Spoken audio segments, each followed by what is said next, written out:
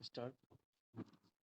अध्यक्ष महोदय, आज यदि किसी संगठन से कहा जाए कि अपना काम राष्ट्रभाषा हिंदी में करें, तो बहुत से लोग कहने लगते हैं कि हिंदी उन पर लादी जा रही है।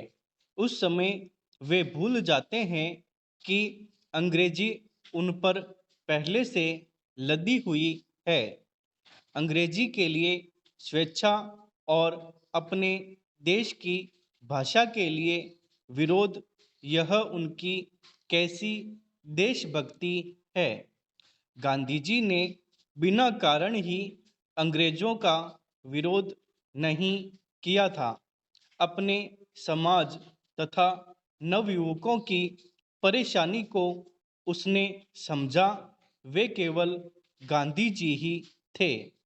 अंग्रेजी के प्रभाव से होने वाली हानि के बारे में उन्होंने लिखा है कि हजारों नवयुवक अपने जीवन का कीमती समय इस विदेशी भाषा को सीखने में नष्ट कर देते हैं, जबकि उनके दैनिक जीवन में उसकी कोई उपयोगिता नहीं है। अंग्रेजी सीखने में समय लगाते हुए वे अपनी मातृभाषा की भी उपेक्षा करते हैं। वे इस मानसिकता के शिकार होते जा रहे हैं कि ऊंचे दर्जे के विचार केवल अंग्रेजी भाषा में ही प्रकट किए जा सकते हैं, जबकि वास्तविकता इसके विपरीत है। कोई भी व्यक्ति अपने मन के वास्तविक विचार केवल अपनी ही मातृभाषा में स्वाभाविक रूप से प्रकट कर सकता है, क्योंकि वह उसके हृदय से निकलती है। उसमें स्वाभाविकता होती है और बनावट से उसका दूर तक का संबंध नहीं होता। गांधी जी मानते थे कि अंग्रेजी के कारण राष्ट्र की शक्ति बहुत कम हो गई है। विद्यार्थियों की आय घट गई है। वे देश की आम जनता से दूर होते चले जा रहे हैं। आज शिक्षा पाना बड़े खर्च का विषय हो गया है।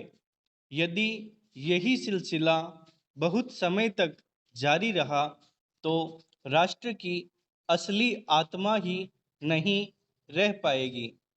यह सभी लोग जानते हैं कि आत्मा के नाश होने से सब तरह की हानि होती है।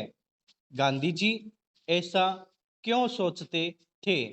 उनके दिल में ऐसे विचार इसलिए आए थे कि वे स्वाधीनता आंदोलन के संबंध में भाषा की समस्या पर विचार करते थे। उनके लिए यह प्रश्न अधिक महत्वपूर्ण नहीं था कि अंग्रेजी विश्व भाषा है और हिंदी पूरी तरह विकसित नहीं है। उनके लिए मुख्य प्रश्न यह था कि विदेशी भाषा के व्यवहार से राष्ट्र के चरित्र पर क्या असर पड़ेगा।